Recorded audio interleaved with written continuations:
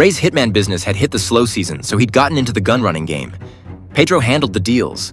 They thought they'd wrap up early that day, but just as the buyer turned to grab the cash, a crew of armed men in black suddenly appeared. Get the fuck down now! Before Ray and Pedro could react, they were jumped. The place erupted with screams of pain. Here's the thing, the buyer bit down on a blood pack to fake getting beaten, while Ray and Pedro got the real deal. The sound of clubs meeting bone echoed everywhere. Those wooden batons were swinging so fast they left after images. They didn't stop until both men were down and struggling to breathe. Only then did the crew grab the merchandise and bolt. The buyer pretended to struggle to his feet, smearing the fake blood evenly in the rearview mirror before helping Ray back to the car. Then he went to get Pedro, who was barely conscious. He was doing all this to clear his name and show whose side he was on. But to Ray, this raised red flags. With his killer's constitution, he could barely lift his arm after that beating. Yet this kid could still help both of them into the car? Something didn't add up. He started the engine, shifted into gear, released the clutch, and hit the gas.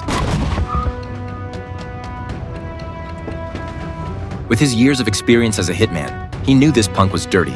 The next day, when the buyer came to, he looked around at his situation and asked innocently why Ray had kidnapped him. He was a victim too in that robbery. Seeing the kid still playing dumb, Ray moved on to his favorite part. He grabbed a diesel chainsaw and made it clear. Return the guns, and they could pretend this never happened. Honestly, I swear on my kid's life. Ray expertly fired up the chainsaw.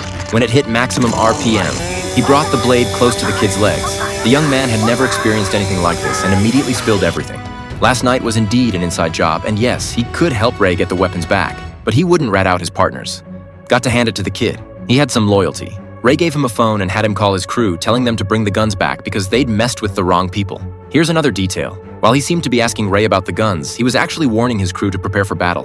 Ray wasn't born yesterday. He took the phone and told them to grab a pen and paper. He laid out the address and his demands clearly.